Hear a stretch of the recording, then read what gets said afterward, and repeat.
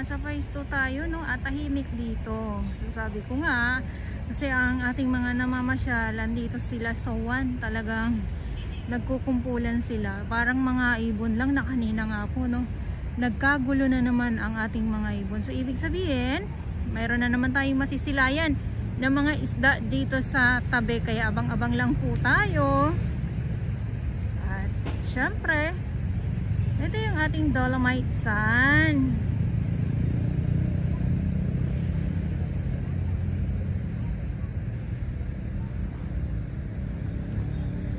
At yung sunset na inaabangan ng lahat, hindi lang sa Dolomite Sun, kundi itong sunset nga po ngayong hapon. So I'm sure magi-enjoy ang ating mga nasa loob ng Dolomite Sun ngayong hapon dahil sa sunset nga po.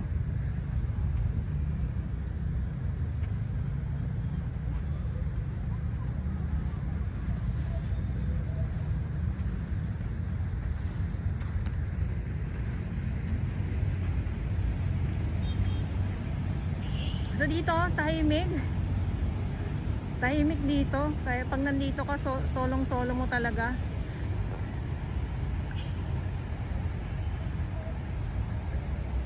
At sa maghapon, ngayong araw, wala tayong nakita ng mga basura na nagkukumpulan. Kaya nakakatuwa lang na ganito ang ating Manila Bay, na walang dumadagsa ng mga basura.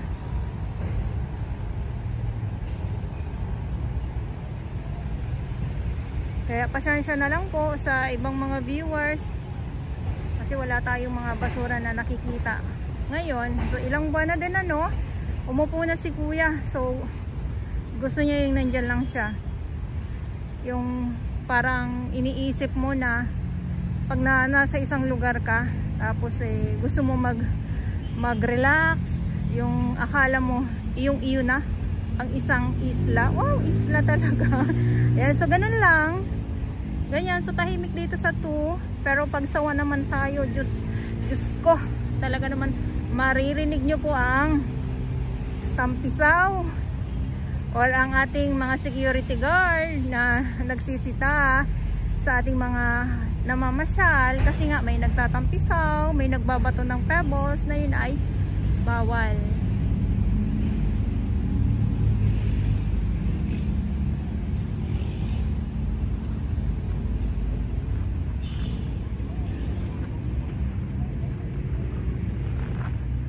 So maganda kung ikaw ay pupunta dito, mag-relax, mag-jogging. Ayan, so sa iba naman mas maganda, mayroon daw kasama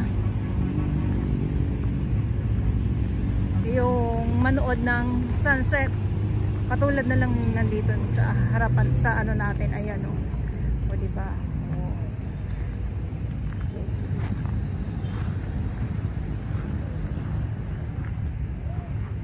So nag-aabang ng sunset yan. At ninanamnam yung sariwang hangin. Napaka tahimik ng ating karagatan. Pero pag may bagyo naman, grabe naman talaga, 'di ba? So sobrang lakas ng alon na maririnig ninyo.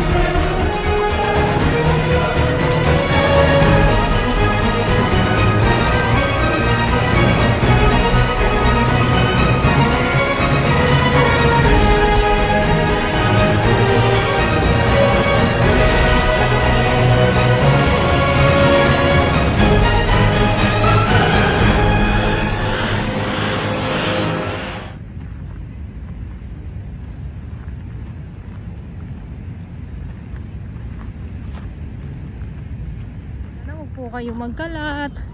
Meron naman tayong mga basura na nakalagay dito. Ayan, no.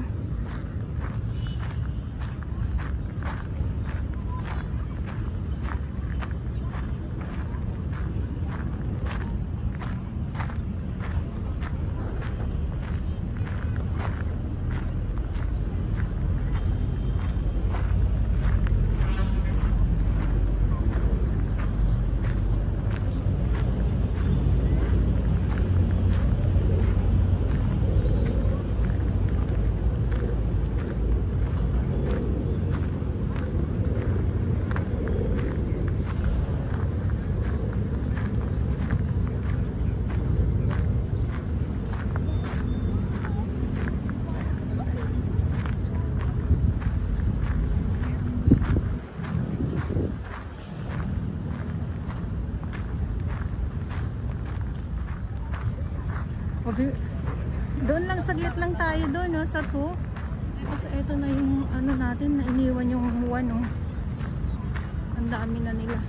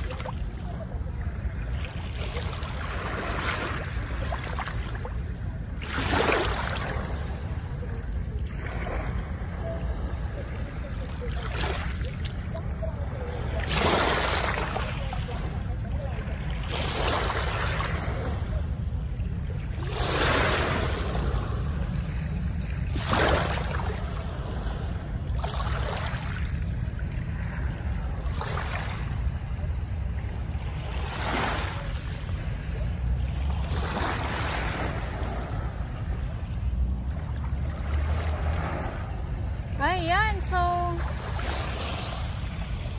ito ang ating Dolomite Sun. Grabe na yan, ano?